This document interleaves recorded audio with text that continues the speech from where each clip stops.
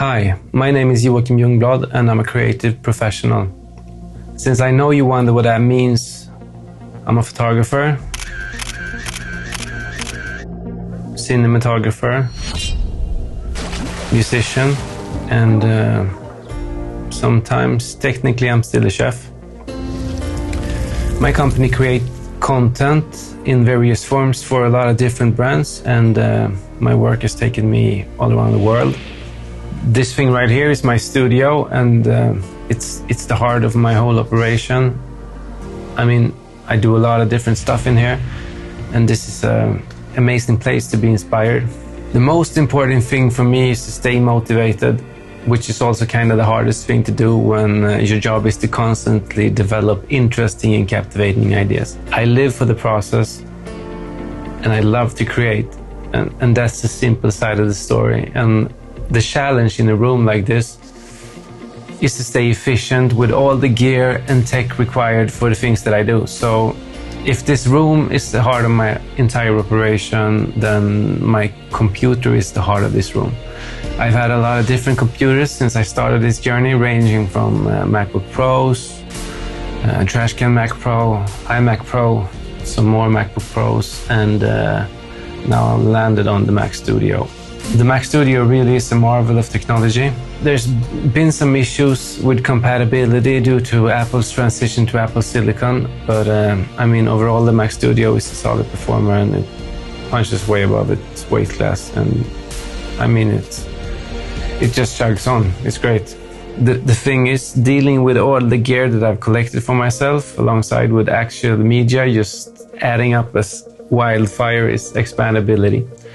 And I know the possibilities of Thunderbolt, and my whole room is built around that interface, but sometimes some of those external boxes are still nice to have inside the machine rather than spread out over multiple big devices.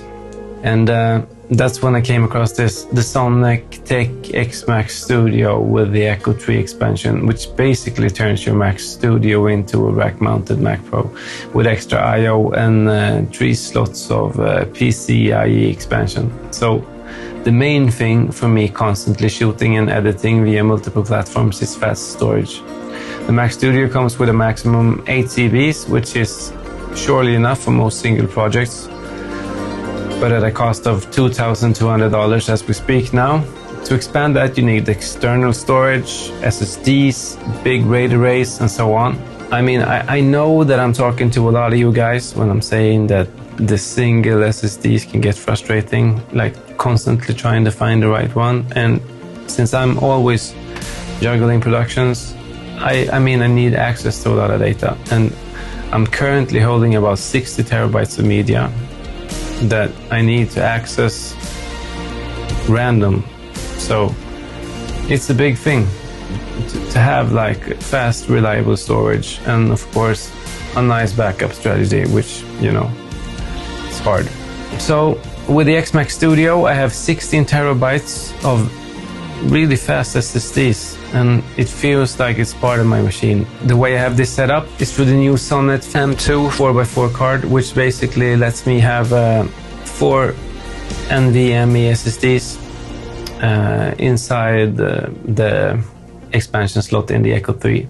So full disclosure, I did reach out to Sonnet about making this review, and I did pay for the xMac Studio rack, but they gave me a great price just for making this review, and they sent me the NVMe card for free for review purposes and general feedback. With that said, there's no way I'm obligated to sugarcoat or praise or whatever.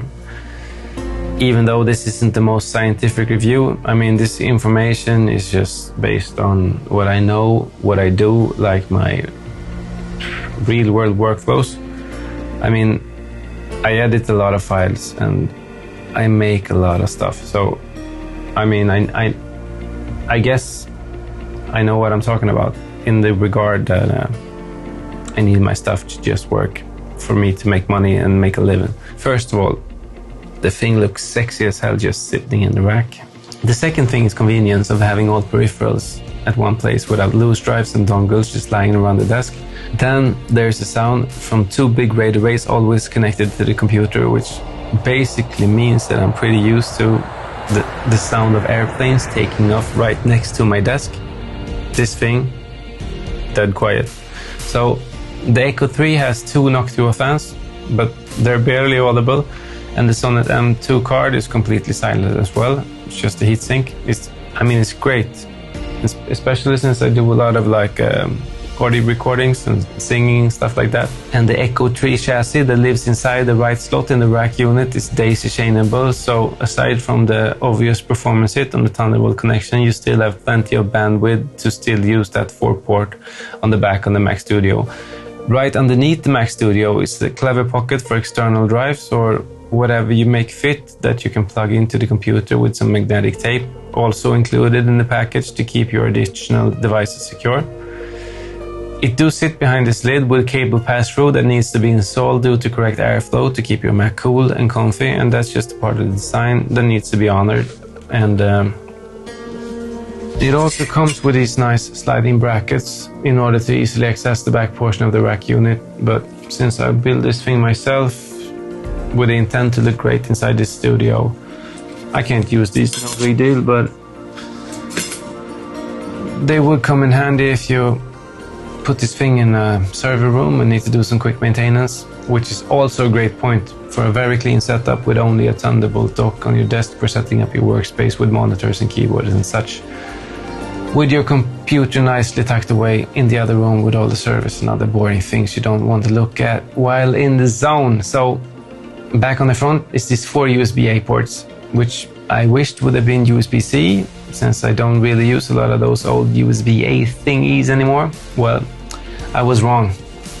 This is a great way to utilize one of the 2 USB-A ports on the back of the Mac Studio for connecting stuff like drum machines or whatever when I need it. The second thing is, since all of my portable SSDs that I still use, bringing back my on-set backups back to my main rig is USB-C. So I know, stay with me, really isn't that fast when trying to saturate the connection anyway. So it basically means that the additional Thunderbolt ports, which is also USB-C ports on the front, could be used for things that actually take advantage of Thunderbolt speeds. So for an example, I connected one of my Samsung T5 SSDs to one of my USB-A ports and one to my USB-C port, which is really a Thunderbolt 4 port, but acts as a regular USB-C since the T5 is not a Thunderbolt device, and the difference is negligible.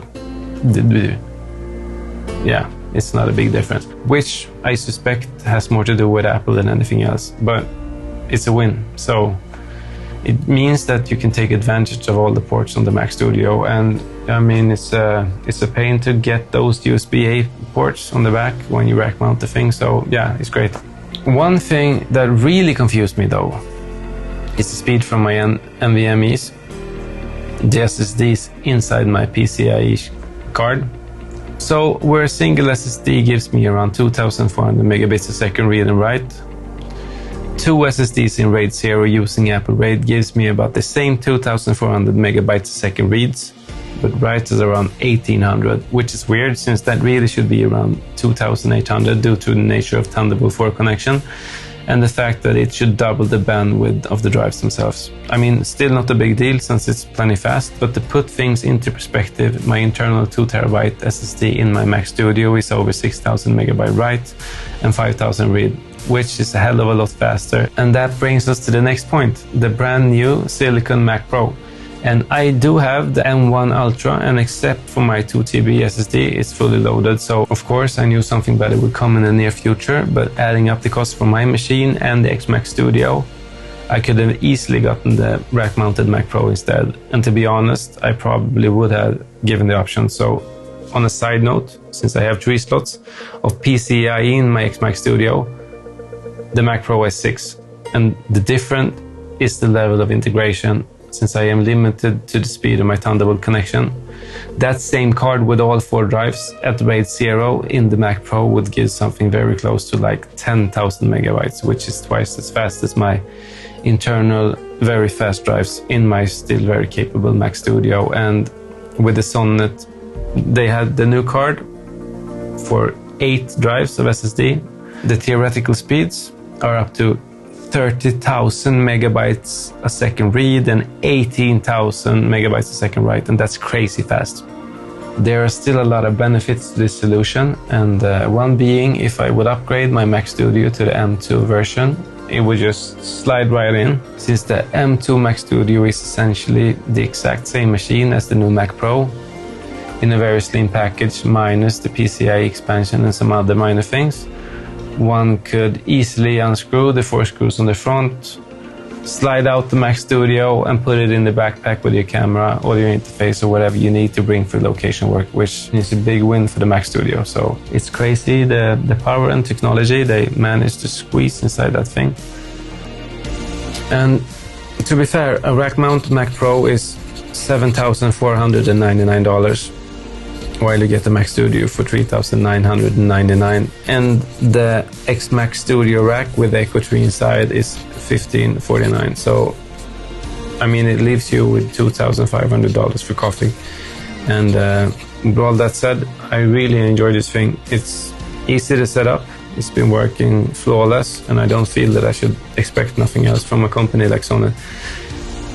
They make really professional stuff for professionals, and that's just the end of that. To sum this up, I mean, it's great, first of all, for me to have a clean desk, everything in the rack, all the card readers, drives, interfaces, cable hassle, whatever.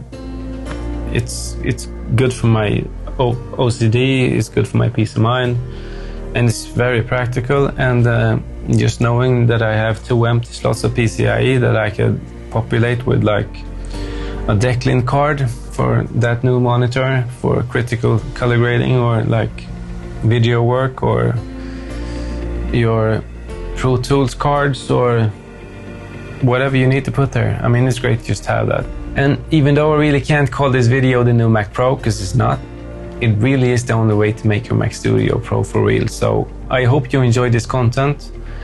If you did, please subscribe and hit the bell button and all that jazz. And yeah, see you in the next one. Peace out. Ciao!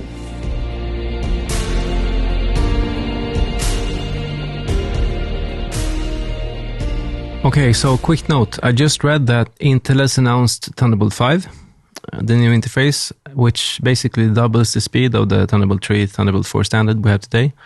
And while that's not doing anything for me today, it should basically mean that the next time I upgrade my computer to maybe the M3 or M4 generation of the Mac Studio, I would have Thunderbolt 5 in there. And since the form factor seems to be the same, I mean, the Mac Mini has been the same for all those years, then I should also be able to upgrade my my Echo unit inside the xMac Studio to the new Thunderbolt 5 one, and that would basically give me double the speed on my N2 SSDs that I have now, and whatever equipment I might have in the future.